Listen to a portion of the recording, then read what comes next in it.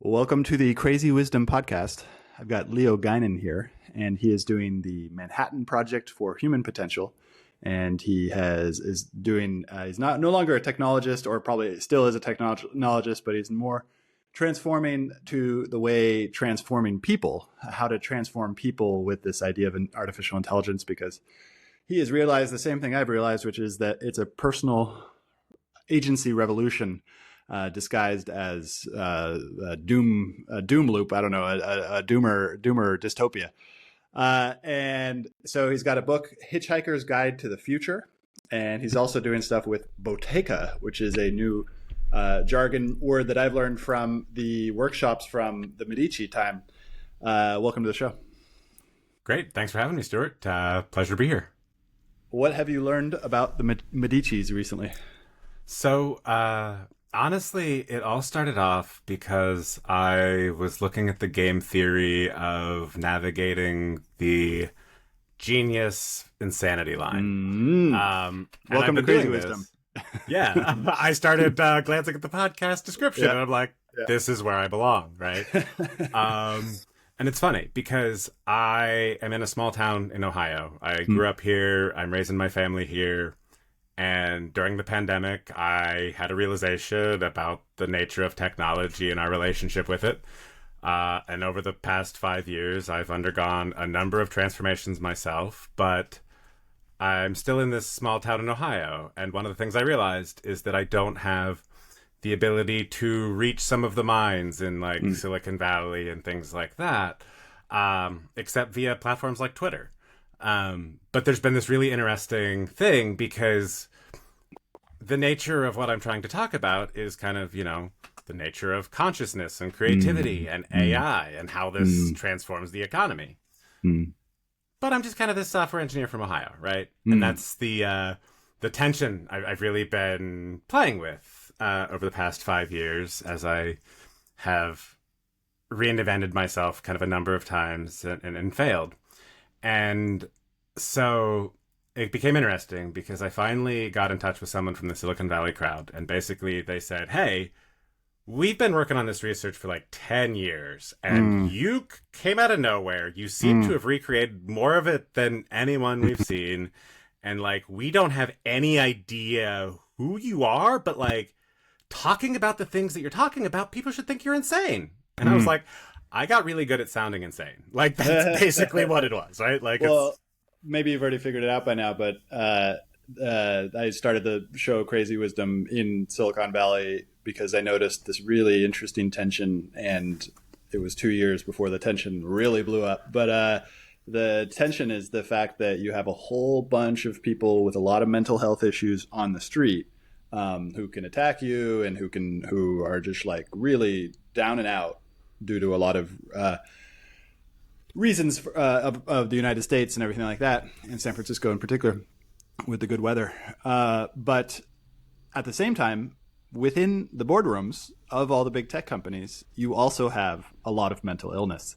And it's a very bimodal place, and you can run into a person who is living in a van because they have to, and then you can run into a person who's worth $100 million who's also living in a van just because they happen to like that lifestyle. So it's very did you figure that out? Have you gotten onto that? Yeah. So that is one of the things I was looking at, right? And I've been particularly interested in the idea of intelligence as a function of networks, not individuals. And so when I see networks like that are seemingly contradictory but intertwined, there's usually a really good signal that they have the same root cause, right? And in San Francisco, this is what happens. And it comes down to, I think, very much this Bottega model. And so it all kind of plays together here, because basically when I was looking at it, I realized that, as you create these tight-knit groups of people from all sorts of backgrounds who are in a single location sharing knowledge, you have a higher than average abundance of geniuses. So, and when I started tracing this, I realized there's this very specific pattern you find everywhere in time. And that's been really fun to explore for the book, right? But what happens is, so in San Francisco, you've got this explosion of people creating value at a much faster rate than anyone understands. And so the impression is that they must be doing something bad. And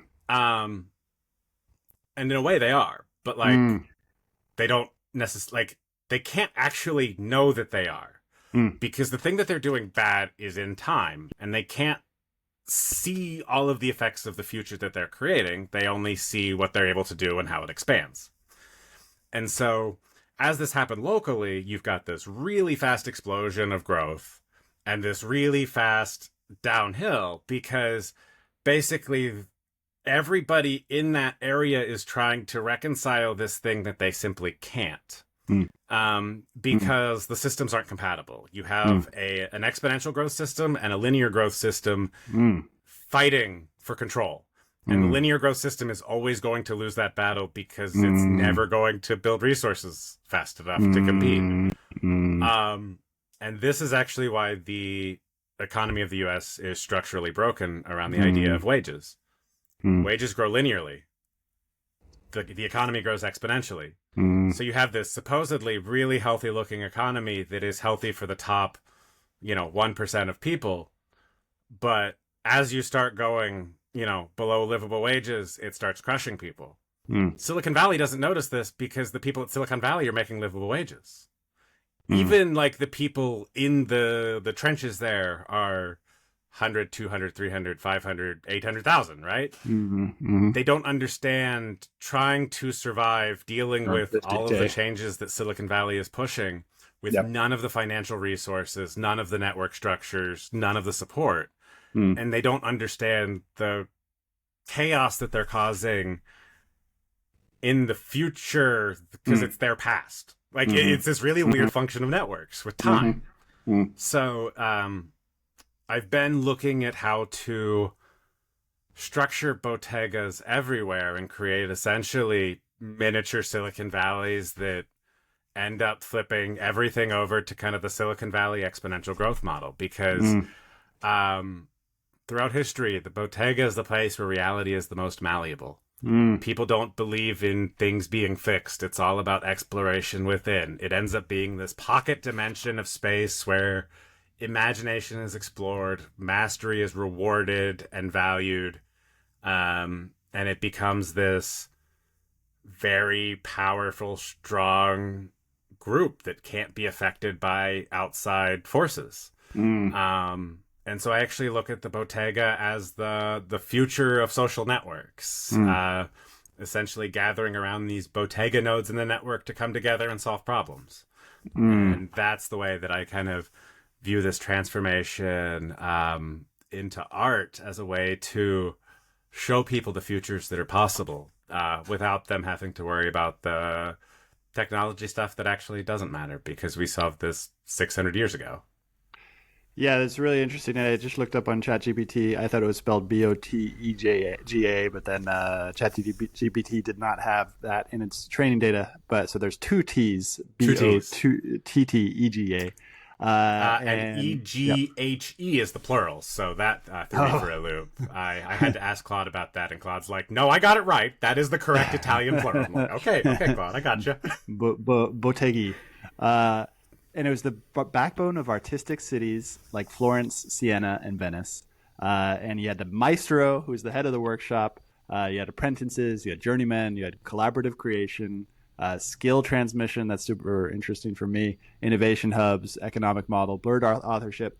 So this goes into the question of that I had, which is, yes, I agree, networks. San Francisco has a network. Everybody outside of that network, it's a really small network too. It's grown a lot since the 1980s and the 1990s, but it's a really small network, and it is very much not nepotism, but it's not meritocratic either, but it's almost like network nepotism. So it's hard to break in unless you appear crazy, which is funny. Right. The right type of crazy. Yeah, that's the thing, right? I didn't realize that I was too far ahead. If I actually weren't as far ahead, I would have shown up to San Francisco as being like the right kind of crazy. Yeah. But instead, I'm talking about how humans are important and technology isn't, and Silicon Valley's like, wait a minute. That's a little too crazy for our kind of taste. We're trying to automate those out. So I have maybe it's my own bias, but San Francisco is my home, and it ceased to become my home in 2020 for various reasons we don't have to get into. But I now don't think the center of innovation outside of artificial intelligence labs is going to be in San Francisco. I think it's actually, and this fits nicely with your avenue, which is essentially it's going to decentralize because for the same reasons you say, like people are too disconnected from human beings. And so that is why I left is because I don't like that disconnection. Now I'm in a very interesting place in Buenos Aires, which is very, very well connected with real economic issues from a bunch of chaos. And so it allows me to see into those worlds down there at some point because I want to experience that from the ground. I've only had the bird's eye view of the Twitterati discussion, right? So it's like, but you're in Ohio though. In Ohio, like you're probably very familiar with the sort of degradation of what was once the most powerful manufacturing part of the world, right? Can you talk more about how that's influenced? Yeah, actually, and I can. This is very specific to even the town I grew up in. So, the town I'm in is really famous for having Anchor Hocking, which is a glass company, and there was actually, for a long time, we had two glass companies. It was Anchor Hocking and then the Lancaster Glass Company, I think was the name of it. And throughout the 50s, I think, Lancaster was one of the largest, like the fastest growing towns in the U.S., birthplace of General Sherman, a lot of cool things, kind of little facts. But I've really seen it go downhill, like, over the past, 30 years or so, because... manufacturing's faded. A lot, like we don't have kind of the real core of jobs outside of chain retail, kind of some small business, but most people drive to Columbus to, they have a commute up to the city to, find something to do. And so you end up with people who, had this kind of proud heritage, and it's like, it's fading away, and we're running into a lot of like issues with like homelessness and drug addiction. We're on kind of this like drug highway essentially that ends up causing issues, and it's one of those things that it's like I've been able to kind of see this decline over the years, and this has been very weird for me as someone who's been in tech and really invested in this idea of growth and the world getting better. But like, even as my salary is growing huge compared to the people around me, like my style, like my value, like the life I'm living is not changing at all. I've been in the same place for, the entire time my kids have been alive, 14 years. While my salary went from, nothing when I graduated college and couldn't find a job up to $175,000 a year as a, startup software engineer, like the lifestyle ended up like not changing much. Like kids are expensive. And yeah, it's like we could cut back on things, but like the whole point of being in the US is the growth and the fact that like, yeah, I am growing as a person and I'm advancing in my job. And like, what do you mean? Like, I'm not actually making any progress in the economy. And then, I'm saddled with like student loan debt and everything. And basically I realized in 2020, like, this economy is completely rigged against me. Why am I engaging in any of this? Because it's a game I can't win. Like, I thought I would be fine just playing by the rules, doing my job, trying to support a family. And that's just not a reality. And like, dude, I'm a middle-class white guy from Ohio who's a software engineer. Like, life doesn't get much easier than that. But like, it was like, I realized I was just like, if it's not working for me, like, holy shit, it's bad, right? And I've gotten to see that really in depth over the last 5 years. I had to learn how to, make friends and stop being so invested in tech and get out of my own head. There's been this whole transformation that I've had to go through. But it all comes down to this, like, technology that like it wraps us up in it, and it makes us think that that's the reality that we're in, and it's simply not. It's Silicon Valley's reality, but Silicon Valley is shipping their neuroses across the world. It's crazy. Like, even look at Gemini, right? Like, if you look at Gemini, you can diagnose Google's neuroses in Gemini's like, I like it. Inability to like handle when it doesn't do well. It's the type A personalities who are failing at Google, injecting their problems into the AIs. Like, which makes me think we need a lot of decentralized AIs, and we can talk about that in terms of how to decentralize the training. I actually did a great podcast yesterday in Spanish about Argentina crypto economies, and that I think Argentina is going to play a really important role for decentralizing AI, but through crypto, through the backdoor of crypto. So really interesting points about being in the industrial decline of the United States and seeing it all. Well, I imagine you're seeing it all around you, and also the fakeness of the economy. That's been the thing that I've been trying to wrap my head around, just because, and then maybe you can help me with this one.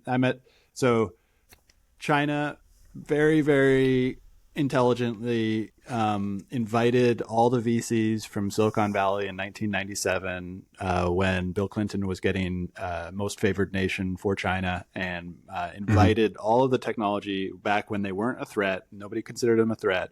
And they learned everything they could about the internet. And then 3 years later, they instantiate the Firewall of China. And basically took all the information from the VCs and all these technologists and brought them to China, gave them all the presentations, gave them all the food and all this stuff. So then they used that to basically get themselves set up for the information age. But probably even before that, they started to think, well, how do we secure our national security after we've been humiliated for the past 300, 400 years, after thousands and thousands of years of civilizational opulence. And they're like, okay, well, let's own every single part of the manufacturing. And they very methodically for the next 25 years owned every single part of the supply chain. And so it's to the point where it's like 70, 80%, all the stuff in Ohio. There's a lot of different places around the world, but it's clear China owns that. And they did make the jump that everybody was questioning whether they could make the jump to actually producing like high quality manufacturing. They're now making crazy amounts of electronic vehicles. And so they own this foundation of manufacturing, which the United States used to. United States did the same thing as Britain with the Corn Laws and other things, is which they sacrificed their own domestic manufacturing and all these things for mercantilist, I think it's mercantilist principles, but and they became a financial center at the cost of hollowing out in the same way that the United States did after that. But there's a reason why they do that, and it's so interesting because they had the strongest currency in the UK with the sterling, and then it switched over with Bretton Woods to the United States, and so the United States has the dollar, and they're able to use that dollar as a weapon, and they want to lower the rates and interest rates so that they can essentially export lower cost goods. But we're not really exporting goods anymore. I mean, we still do a lot of high end manufacturing in the same way Germany does. Not a lot, but we do a lot of like some of it. Now, the thing I'm trying to wrap my head around is that there is a robotics company in China that just went public or is going public right now, and they're doing that, I assume, in the United States. And so I'm wondering, like, that just like what is going on? Why does every empire do this? Why do they always go and financialize their economy? And like, go for it. So this is actually, it's fun. This has been kind of an exploration I've been on for a while. And so the first part of the question as to why, it's because of a concept I call complexity inflation. And basically what this means is that we have a system in our economy where it makes it more valuable to add a layer of complexity than it does to like simplify things. Yeah, and when you simplify things too much, it's really hard to actually make enough money to survive, because you're like, I don't actually need all this stuff. What do you mean? But then like, if you go to Silicon Valley, all of the companies are connected there. So all of this complexity grows as an interconnected ecosystem. And so you end up with all of these people who have no interest in tech, who are now fighting AI options in every piece of software that they own that they never asked for. They can't use their software at all. And so this added complexity is making a bunch of people in Silicon Valley rich, but taking value away from the ecosystem. And so one of the ways that I've been looking at this is to understand the concept of time violence, which basically doesn't treat the time as everybody in the system equally. So it's like when the system gives you the ability to leverage your time against somebody else's, that is a bad system, because all it ensures is that people are going to be trying to leverage it against you. It becomes a competitive, like, arms race. Instead, what you need is a neutral network that doesn't influence the behaviors on the network, because that's the best for both parties. Because basically it's like, even if I have the information advantage now, I may not tomorrow.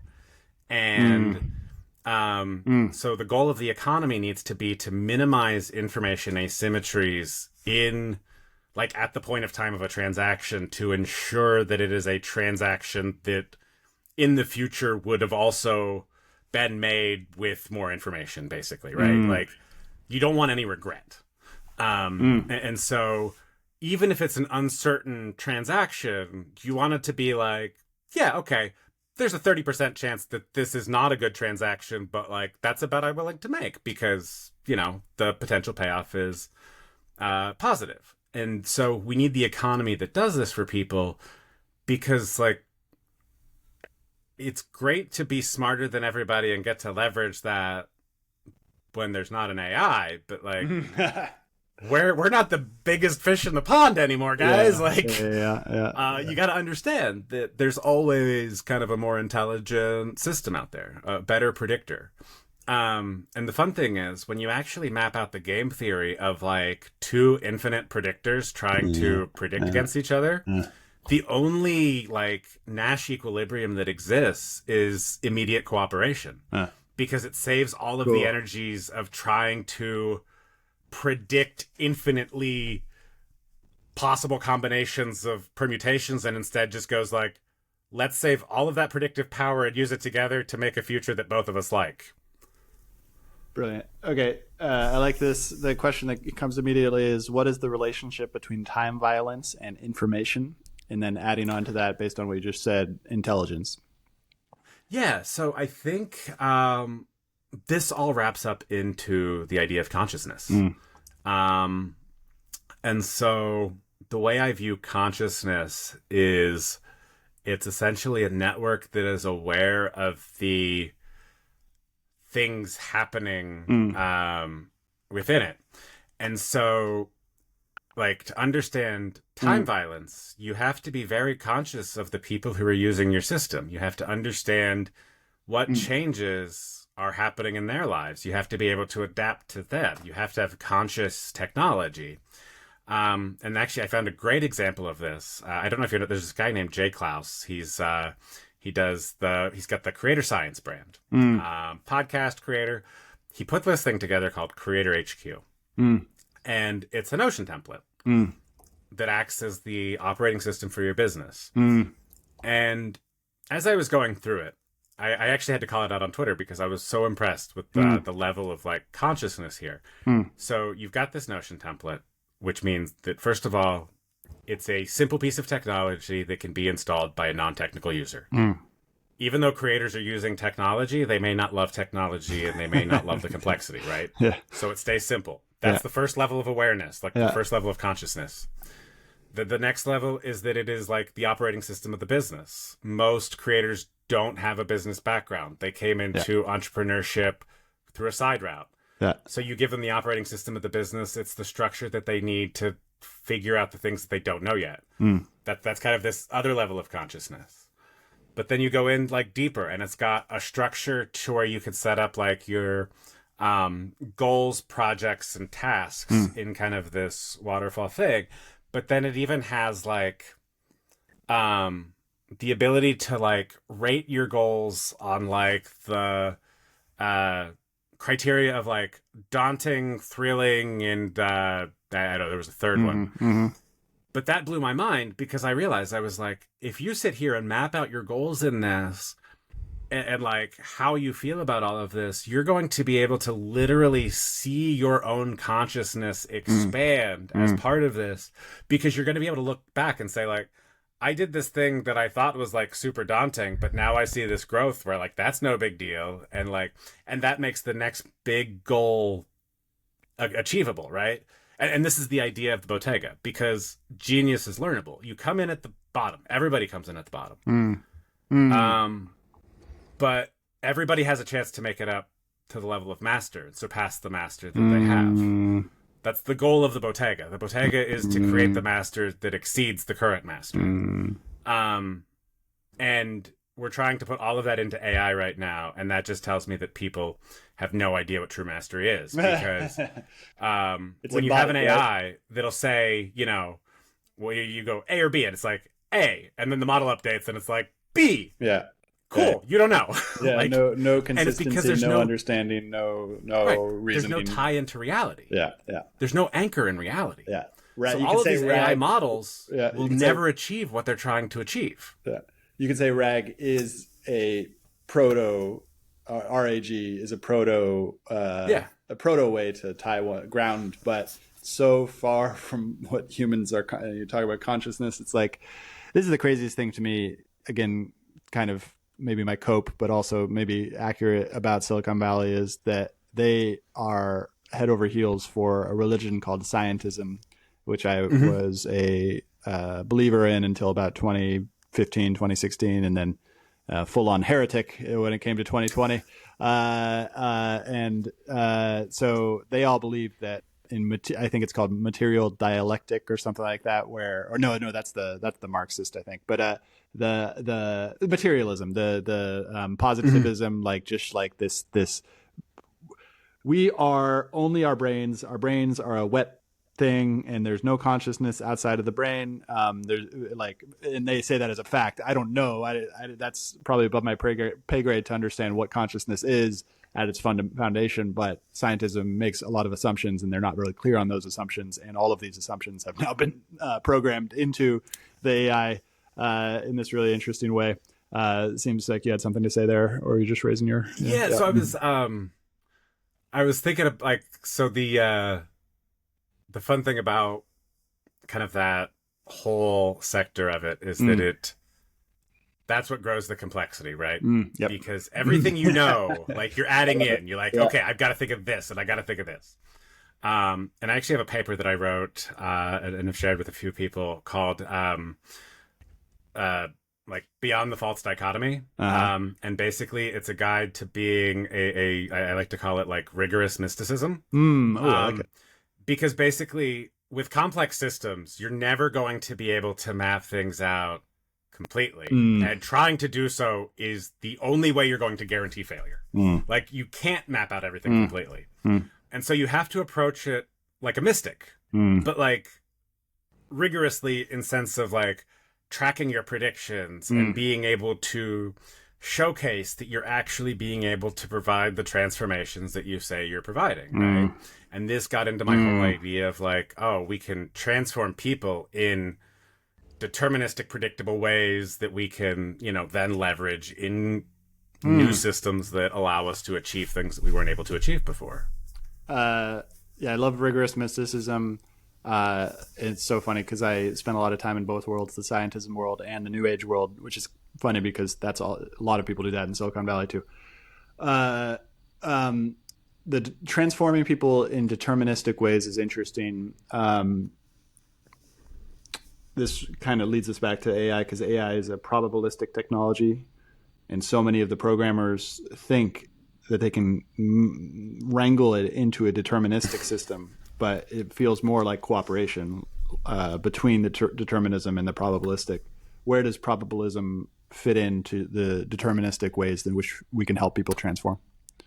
It goes into the future. And so one of the things that I'm looking at is how can I simulate different possible futures for the people that I'm coaching and give them the ability to make choices that make sense to them and basically help them figure out if they're on the right path. And so yeah, the probabilistic thing is to really explore the idea space at a much deeper level. And so anything I'm doing is really just mapping out as much of the uncertainty as I can and then going like, here's where I think the riskiest part of what I'm doing is. Let's knock that out first. Like, I don't know if you're familiar with the concept of the monkey and the pedestal. Maybe, go into it. Okay. So it's, I think it came out of like the Google like labs or something. But basically the idea is that if you've got the task of teaching a monkey to like juggle on top of a pedestal, you want to work first on like training the monkey to juggle, because like everybody knows how to build a pedestal. That's not the hard part, right? Like if you build the pedestal first and then find out that you can't teach the monkey to juggle, like, okay, you're in a problem. Yep. So you teach the monkey how to juggle, then you build the pedestal. And so as I was looking at this and trying to, show people how to build things, I realized that like the monkey here is the person. Like, we're all limited by our beliefs in what's possible. And that has been completely changed. Well, probably in the last 24 hours at this point, based on the rate of technological change. But like, in the end, it comes down to being able to choose to not change. And that's where consciousness truly comes in, of going, I can change or I can't, and I have that choice. And it's up to me to make that choice.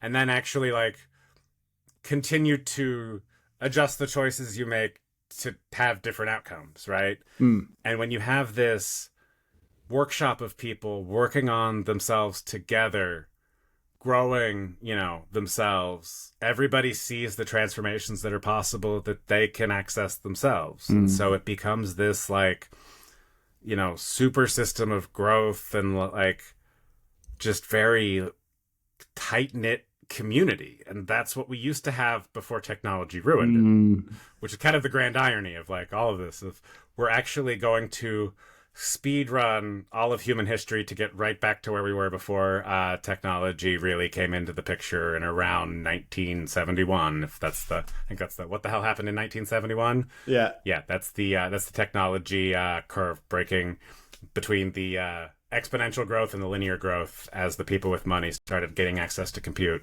Wait, yeah, let's go into that analysis, because that's really interesting, because 1971 is generally, and I've done a lot of writing recently on this, is the time that Nixon, once the French sent over a bunch of war boats demanding their gold, Nixon's like, nope, can't do it anymore, can't take the gold.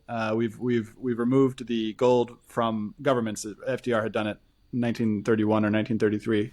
Where he had gone to war with the U.S. citizens and said, you can't have your gold anymore. And then Nixon finally shut that down. Traditionally, that's more of an economic analysis of like the convertibility of the dollar to gold.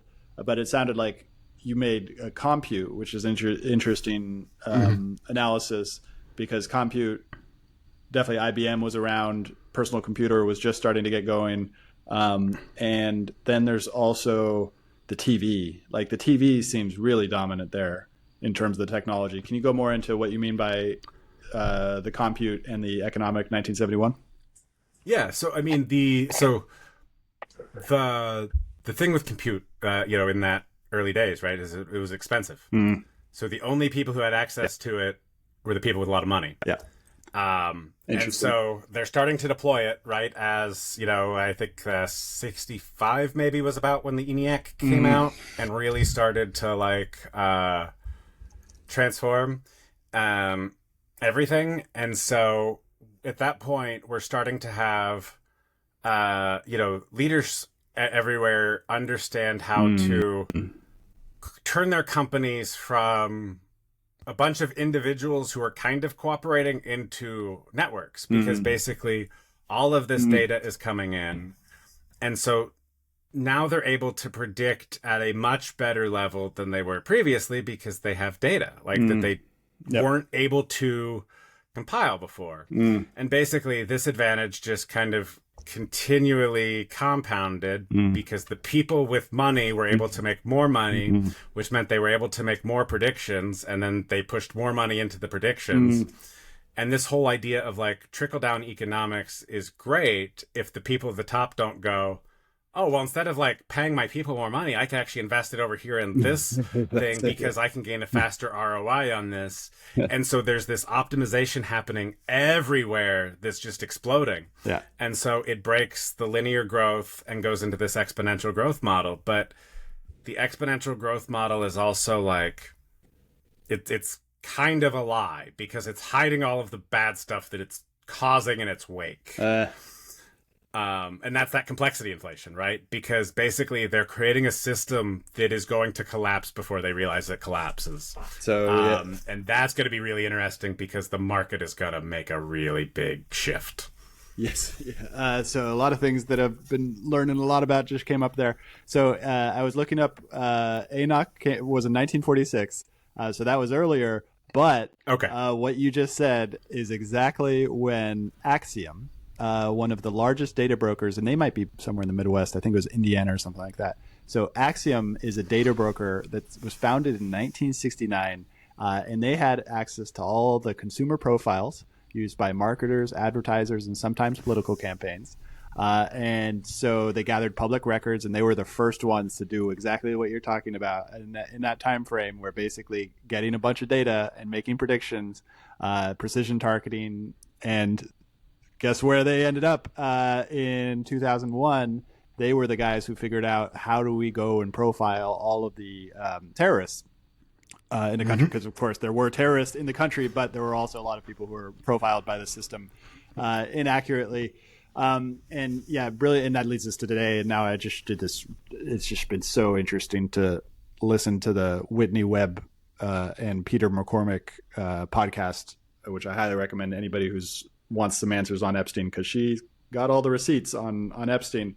I had never gone much into Epstein before this, but now it's kind of tying together a lot of threads that I've been trying to track about the surveillance state. And I'm sure this all gets into your theory of the time violence and the game theory on all this different stuff. Actually, let's go there. So the prediction, because they're all trying to predict. They're all trying to predict what are the next outcome, and they're trying to they've converted information into value, and then they want to use that value in order to do various deals with the other intelligence agencies, and they're all kind of doing the same thing, and they're all selling it to each other, and they're all sort of like in a weird way allied and cooperating at that level against the American people, against the people of the countries that they're doing. And in the U.S., I can see that they're basically setting up a panopticon in order to surveil the U.S. And it feels, maybe you have something about this in your work, which is it feels like they're doing it not in an evil way or not in an intentional way or anything like that. It just feels to be like an artifact of the industrial matrices, all the industrial matrices out there. And it's just like there's a compliance industry, and they need to make money for the compliance industry. And it's like, what do you think? That's it. It's all of this really badly organized systems that are working together. Yeah. And so the fun thing is, it seems scary for like them being a surveillance state until you realize how much power you have once you realize that you're being watched. Because you can actually make it computationally expensive, essentially. And this gets into the game of the infinite predictor, right? Yeah. Because if you understand that when you make a move, it's being watched, and your opponent will make a move against you, you end up in this like back and forth recursive system. And the trick with an individual human is you can change your mind. Yeah. You can also engage in like behaviors that are like ultimately detrimental to yourself. Yeah. To take down a system that is bad. And so this is kind of the ultimate human like fail-safe of just being like, I'm going to not do what you predicted just to spite you. Like human spite is the ultimate defense against the surveillance state because you just refuse to be predicted. Because you know what my optimal move is, but like I'm going to be suboptimal because I don't care about your optimal move. And so that's why I like this idea of taking prediction down to the individual level and let people map out their possibility space. I like it. Years in advance. Like, okay, good luck surveilling that Facebook. Like, you're behind.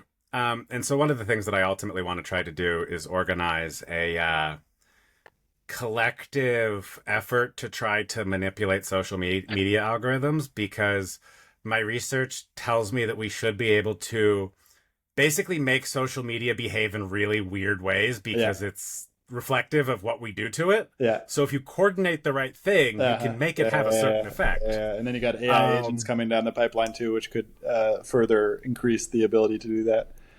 Well, I actually think it's more important that it's humans coordinated to do that, because that's the it's not programmatic. It has to not be programmatic. Right. Yeah.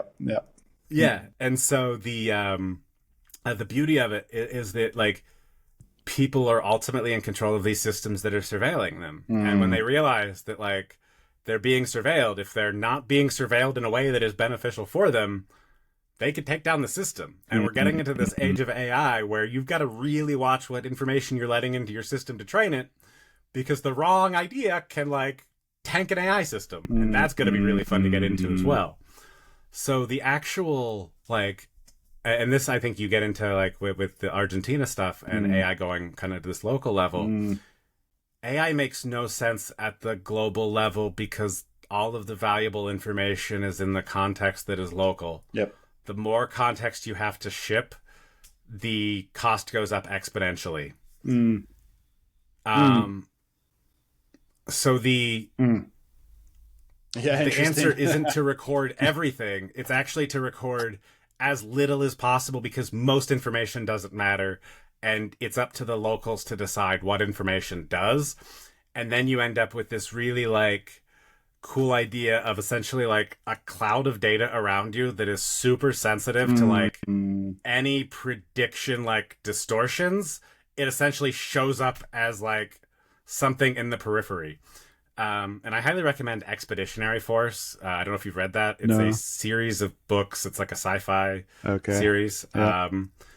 But actually, the article I sent you on Skippy's Wager. Skippy is the AI from that series of books. And a lot of the battles take place at, like, relativistic speeds and, like, times. And it does a great job of, like, going... that's how I learned how to model all of this stuff in my head, because...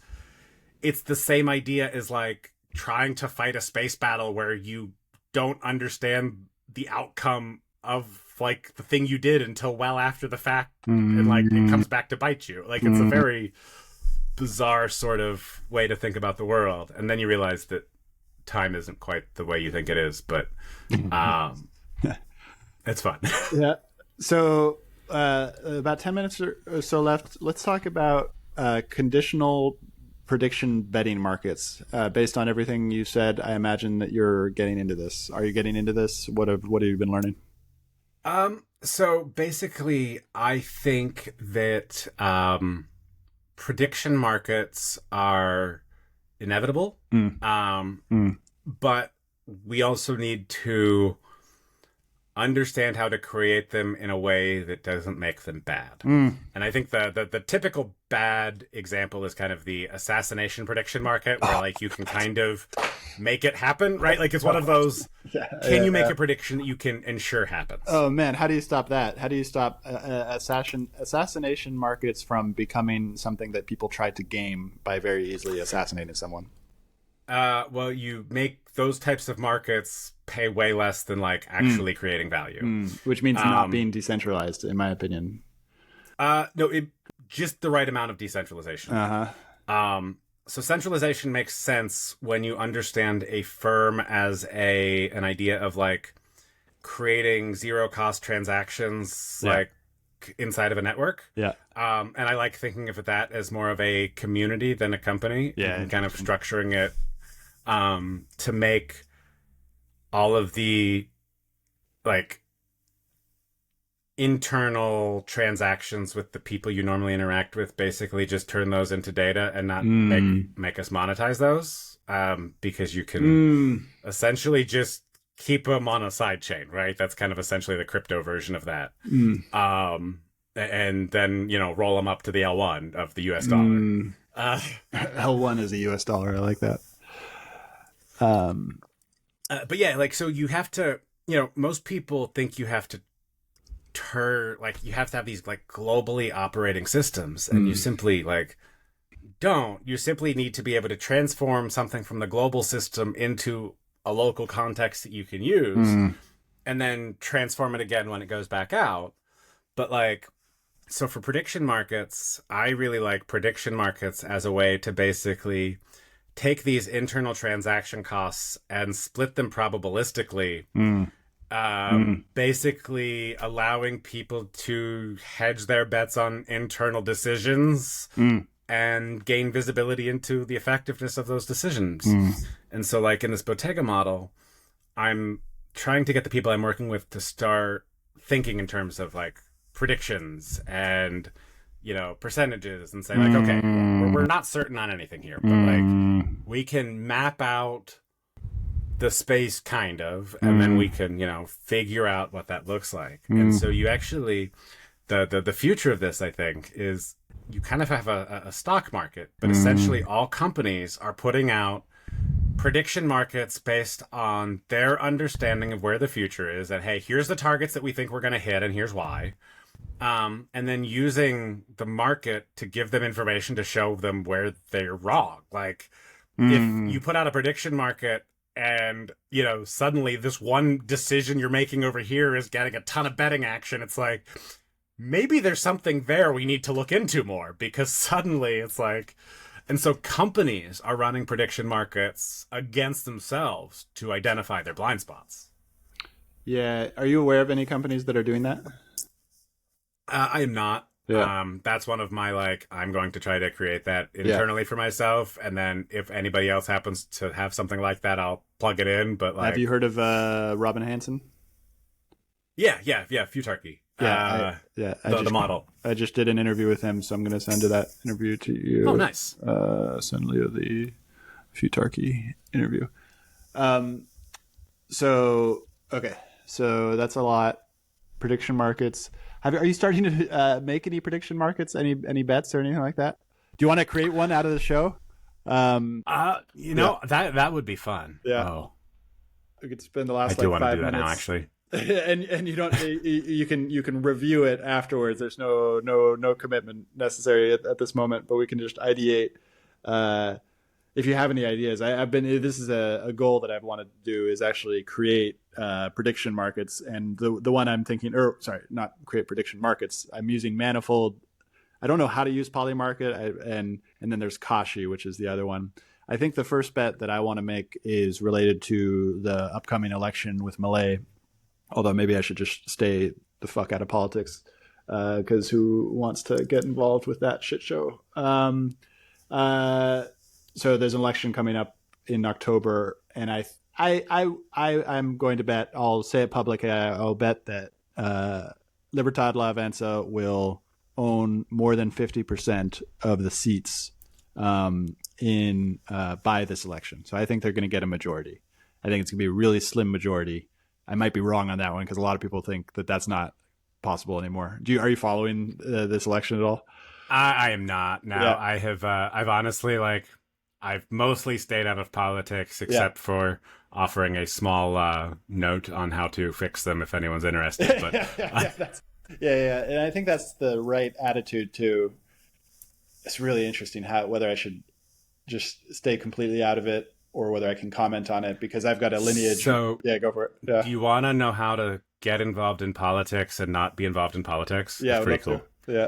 So here's the trick. Politics, especially in the US, gives us a false choice. Yeah. We have the conservatives versus the progressives, right? And this gives us the choice of change to where the past was or change to where the future is going.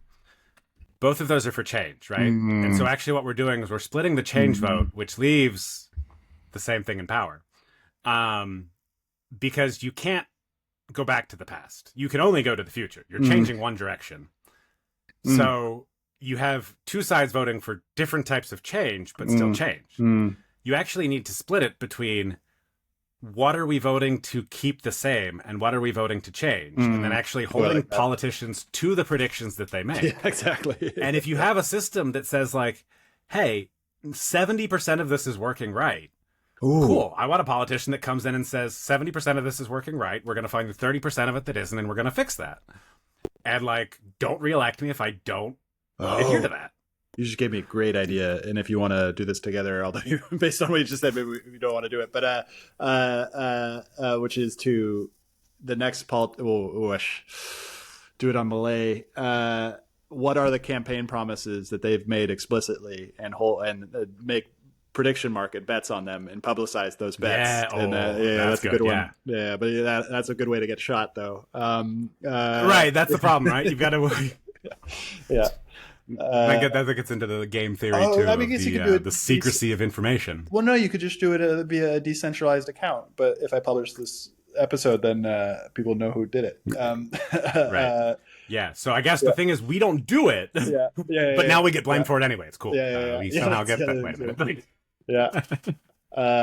Oh man, such an interesting thing. Well, is there anything else you want to share about what you're doing? Let's see. I mean, I think the Hitchhiker's Guide to the Future is going to be the most fun project. And so basically, I'm writing the book as a beginning artist, and like I don't know exactly how this process is going to go or how long it takes. But the way I'm structuring it is basically is like a paid Substack, and every Friday, I'm going to have a story come out for like all subscribers. But on Monday, Tuesday, and Wednesday, the paid subscribers are going to get like 3 different versions of the story. In like, the first one I'm doing, for example, is the Hitchhiker dropping into the workshop of Leonardo da Vinci. The first version of that is one that is inspired by Rick and Morty. It involves a whole bunch of different Leonardos, kind of goofy time manipulation sort of stuff, right? Kind of goes off the rails. The second story is mostly just historically accurate and kind of just keeps things very, very tight. And then the third one is kind of a blend of that. And then, so I want to get like feedback on those 3 versions. On the Thursday, I'll publish kind of the blended version and get final feedback. And then the Friday version goes out to the public list.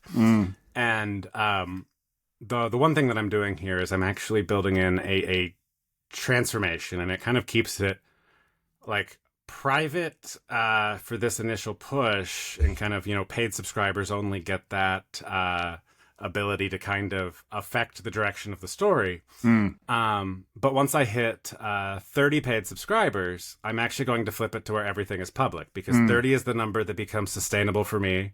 And so once that happens, I can essentially let the project bloom to the public and be able to do this. And so the goal is to document the transformation of myself to an artist by co-creating this with my audience. And actually, like, the way I described it the other day was that I'm basically trying to face my ultimate fear, which is a group art project. Because, I'm an engineer. I love math. Like, I don't do group projects and I don't do art. And so now I'm doing a group art project because that is the ultimate, fear? Redefinition of my identity here. And it's honestly a lot of fun. The amount that I've learned already, and it's like I've really been diving into this now for about the last week or two as it started to really blossom. So it's like this is where it all is, because all of the patterns I've been looking for were available in 1400s. Like it's kind of wild. It's like everything I've been trying to show, and I realized that like humans have way more knowledge than we know we do, because we're constantly looking at all the new stuff. Instead of paying attention and going, actually, wait a minute, like all of these books from all these different places have all of the same things in them. Maybe we should like try to really figure out what they're saying.